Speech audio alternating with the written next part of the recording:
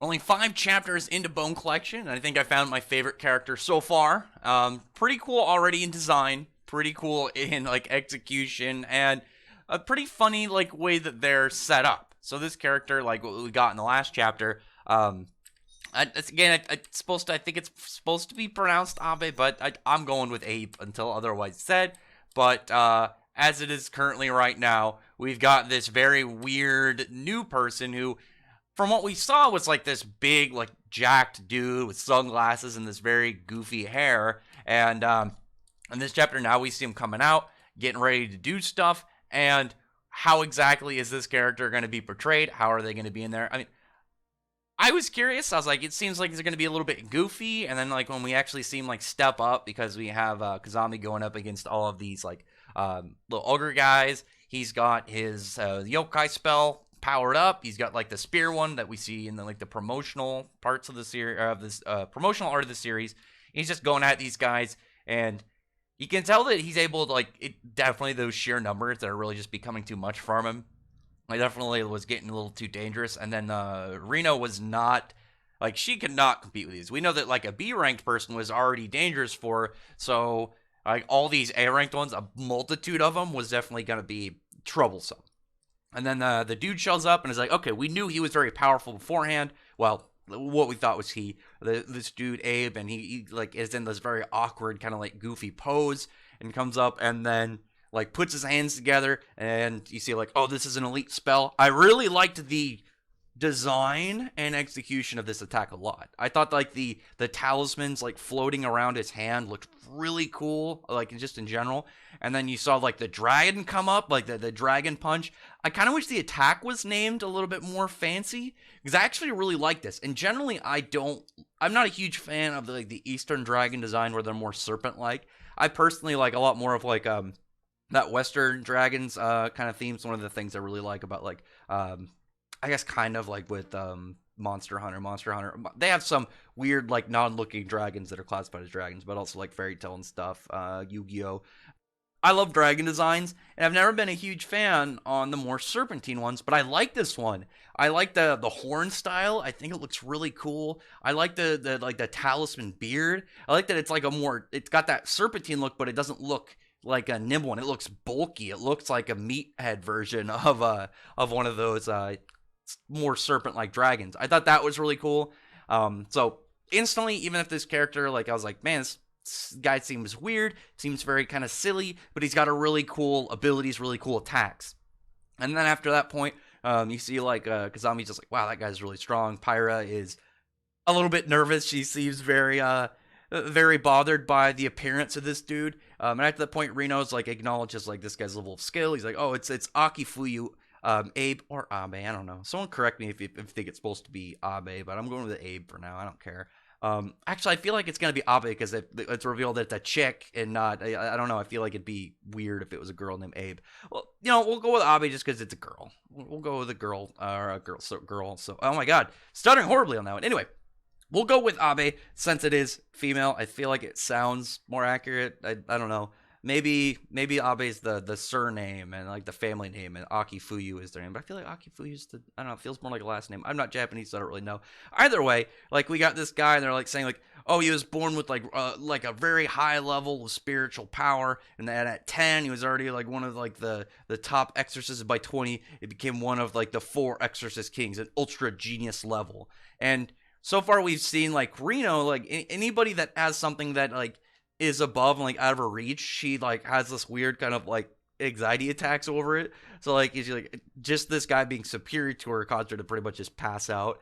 And from that, like Kazami is just like this guy's like a, why is a high level exorcist here, like did you know? And then like Pyra's like a little worried about it, upset. And we see like the dude, like the very weird kind of design one, like open up kind of like a sarcophagus, and out comes this like small girl. And like already I was like this guy's got cool powers, like he seems like a big deal. And then like it switches from like the silly design, and it turns out I like this design for this girl. She seems like real cute, she seems really fun, and already like tying up like a pretty likable character. And now they're like getting like the reveal of like what exactly is up with the specific character. And like we get the explanation essentially like Pyra at one point became like addicted to fighting games, and because how strong she was, she could only like partially manifest within and within their world, and she would like play people and beat them at games. And then so this character, who was Abe, she would just show up, get into like the really big kind of like buff version form, and just uppercut the living hell out of Pyra and send her back over to like the yokai world, and would do that continuously, just like kind of like treat her like playing a game of whack-a-mole. So she's got some trauma over like this character. So the thing I'm wondering though, because we know of the race that Pyra like is from, is like this top tier super level yokai within their world. They said it was like triple S rank. It's like the highest tier. I'm wondering if that was referring to if it was referring to Pyra in general, or if like if she's the one from the story, or if it like is her species. Because as far as we know, there's more of them, but they said there's only 25 above S rank. I'm very curious. Like maybe she is like maybe her like whoever is like the one from the story, like maybe there's a couple of her family that's of that rank or something. Maybe it's like one of her parents that's that super S triple S rank that's from Legend, and she's powerful from obviously being the child of them, but she's not triple S rank yet. And this character is only stronger than her because she's not at max like level currently. I don't know. I'm curious to know, or if it's something more like a psychological thing. Either way, I'm very intrigued. Like stuff like this very early on, when you got some questions you can lay out, is I think it's something that really will help you tie into like a series if it is brand new and you're still like in that development stage. A chapter like this I think is really good. I think it's really good for a series early on. And like on top of that, you get the explanation of what makes Kazami special as the main character. What exactly is his thing as the main character? And like there's even a note of like why, like his hair growing when he uses the yokai spell. There's something special about it. I'm curious to know if it's going to also involve like why his scar changes, like his scar grows and kind of like breaks off to like a second branch. Very odd. But the way that Abe is like describing it is like he's a physical anomaly, because the reason why he can't use the exorcist spells is he doesn't really have like his cursed energy, or his spiritual energy level is almost zero. It's so low that it's almost like non-existent. But his thing is it's his ability to store spiritual energy that's beyond normal. See, he's essentially like if you looked at these characters, like you put him next to another person, you look at that guy and you'd see like a container. Like if you just imagine their power supply, you'd be like, okay, here's their amount of power within their body, and their amount of how big it is, like how much is in there and whatnot. And then you have Kazami, who if you looked at him, there'd be no energy, but it'd be a massive container.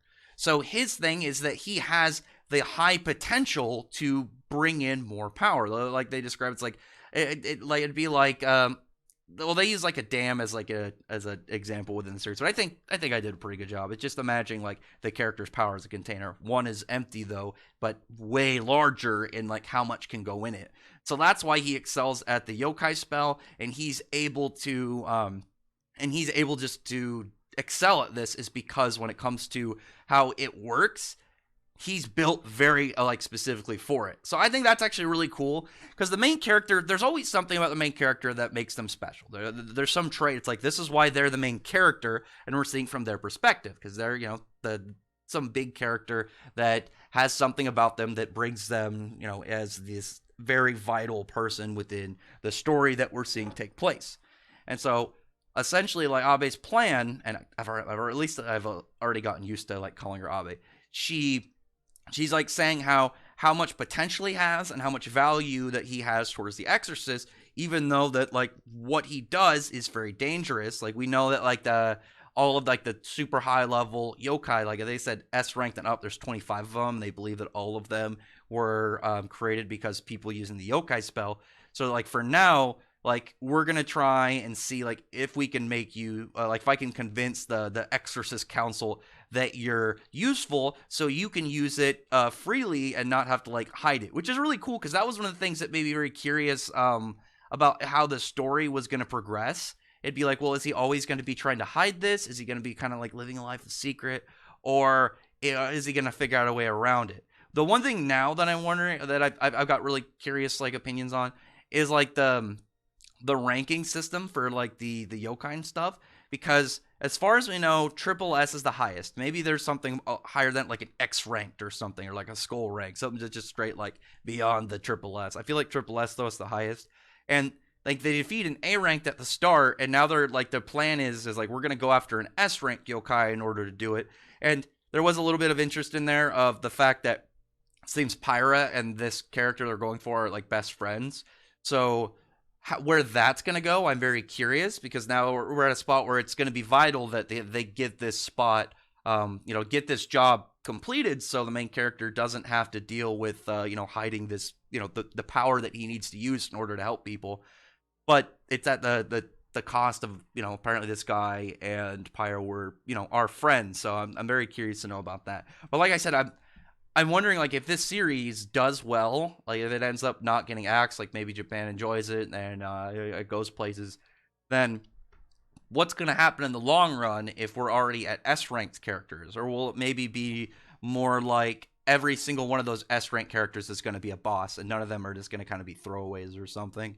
Maybe something like that. We'll see. Either way, pretty solid chapter. I actually really liked it. Like a chapter that I enjoyed this much out of only like chapter 5 of something that is very new is a good thing, and I definitely would recommend this to somebody. And this is already like I said, a very solid chapter, and a character that I already really enjoy from just the one chapter that they've really kind of like existed, with a fun story, cool powers, good design.